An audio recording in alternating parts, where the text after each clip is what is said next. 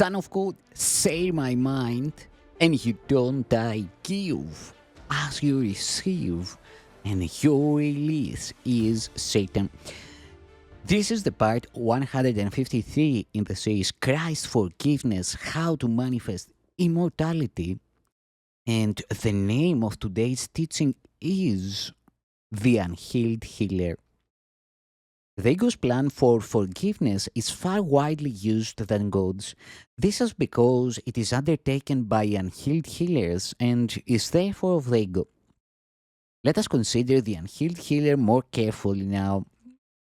By definition, he is trying to give what he has not received. If an unhealed healer is a theologian, for example, he may begin with the premise, I am a miserable sinner and so are you.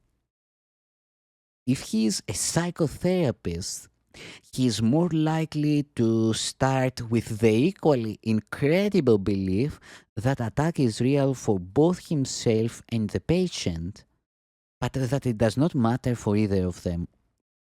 I have repeatedly said that beliefs of the ego cannot be shared, and this is why they are unreal.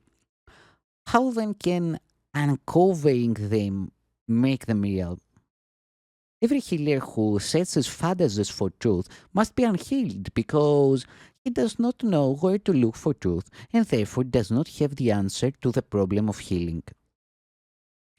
There is an advantage to bringing nightmares into awareness, but only to teach that they are not real and that anything they contain is meaningless. The unhealed healer cannot do this because he does not believe it.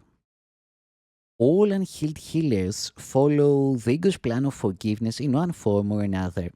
If they are theologians, they are likely to condemn themselves, teach condemnation, and advocate a fearful solution. Projecting condemnation onto God, they make him appear retaliative and fear his retribution. What they have done is merely to identify with the ego and by perceiving what it does condemn themselves because of this confusion. It is understandable that there have been revolts against this concept, but to revolt against it is still to believe in it. Some newest forms of the ego's plan are as unhelpful as the older ones because form does not matter and the content has not changed.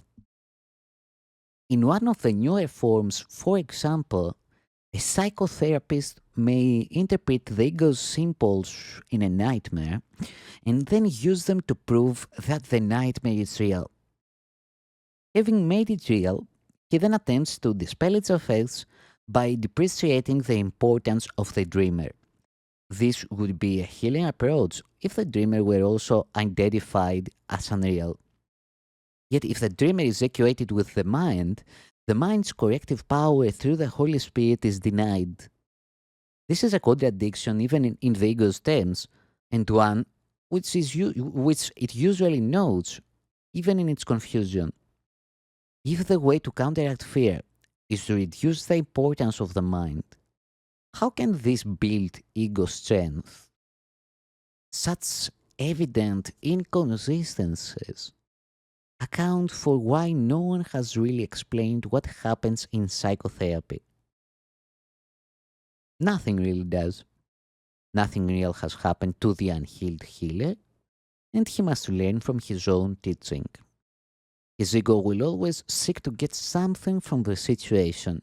The unhealed healer therefore does not know how to give because and consequently cannot say he cannot correct because he is not working correctively.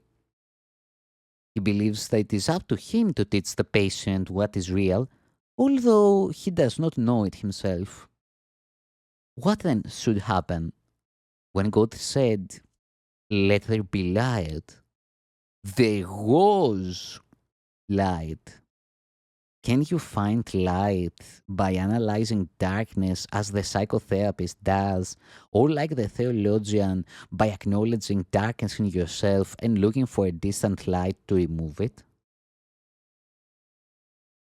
Healing is not mysterious. Nothing will change unless it is understood, since light is understanding. A miserable sinner cannot be healed without magic, nor can an unimportant mind esteem itself without magic. Both forms of the ego's approach then must arrive at an impasse, the characteristic impossible situation to which the ego always leads. It may help someone to point out where he is heading, but the point is lost unless he also is helped to change his direction. The unhealed healer cannot do this for him since he cannot do it for himself. The only meaningful contribution the healer can make is to present an example of one whose direction has been changed for him and who no longer believes in nightmares of any kind. The light in his mind will therefore answer the questioner, who must decide with God that there is light because he sees it. And by his acknowledgement, the healer knows it is there. That is how perception is ultimately transformed into knowledge. The miracle worker begins by perceiving light and translates his perception into shrewdness by continually extending it and accepting its acknowledgement.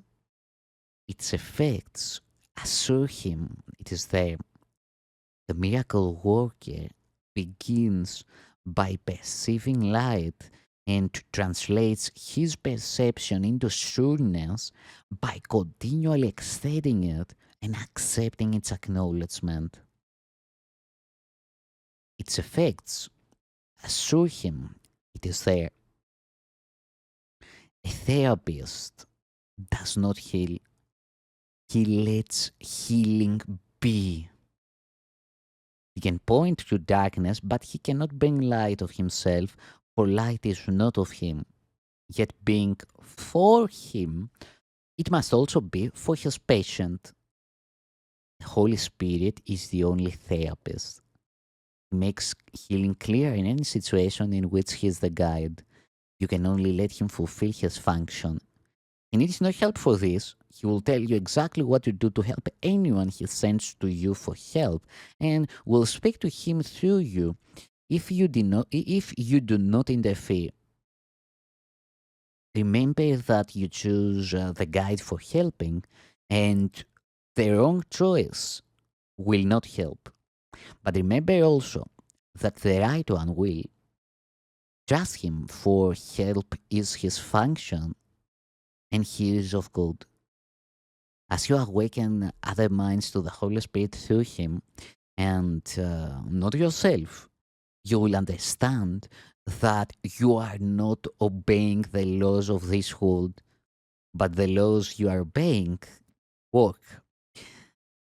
The good is what works is a sound, though insufficient statement. Only the good can work, nothing else works at all. This course offers a very direct and a very simple learning situation and provides the guide who tells you what to do. If you do it, you will see that it works. Its results are more convincing than its words. They will convince you that the words are true. By following the right guide, you will learn the simplest of all lessons. By their fruits they shall know them, and they shall know themselves.